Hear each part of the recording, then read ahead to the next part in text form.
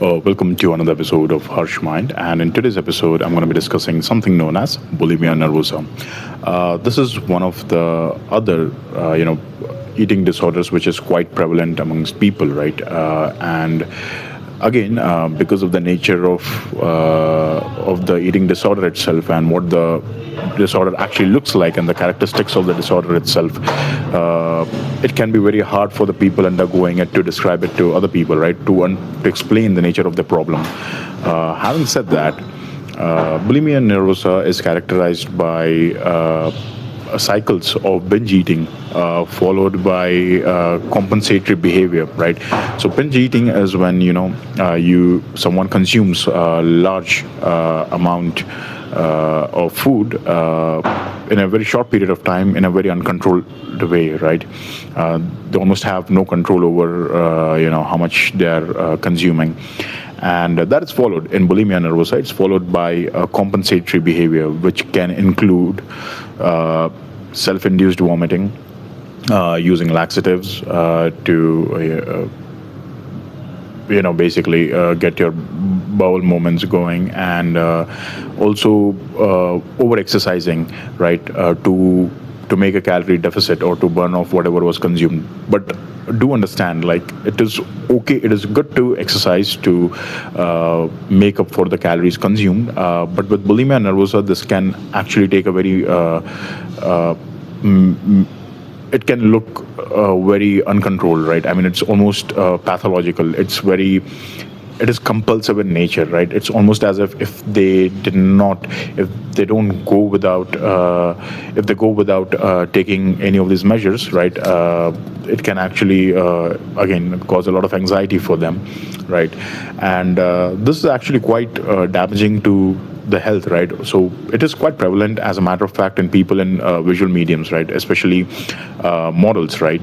And actors and people who make a living from looking good, right? I mean, where the pressure is really high, right? To look good. And not just that, right? In certain professions, yes, bulimia does exist more than others, but it's quite common in teenagers as well, in young adults as well, right? Where there is a superficial attachment or superficial weightage placed on physical appearance, right? There it can really take a toll, right? And to be told, it's not merely about just mental health. Bulimia nervosa does have physical implications as well, right? As a matter of fact, because of the purging cycles, which is self-induced vomiting, that follows binge eating episodes, this can actually result in, it can make them deficient in potassium, right?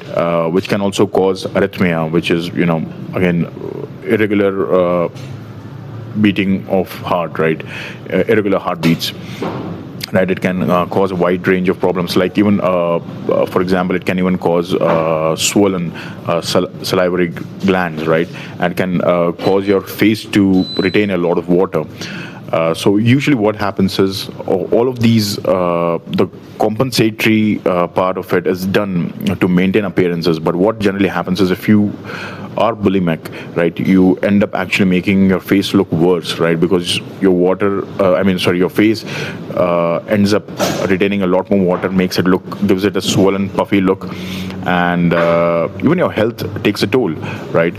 And that's unhealthy. And I know, because it is compulsive in nature, a lot of people know it's wrong, it's unhealthy, yet they can't help themselves, because the moment they overeat, it is followed by a lot of anxiety, right? That they and an immediate need to make up, right, for the food that they just consumed, the large amounts of food that they just consumed, and which can result in a lot of unhealthy,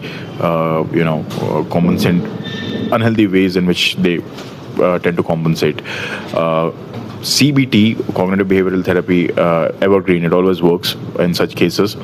But because it can have a lot of other physical ramifications as well, right? For example, they also need to, work with dietitian, right?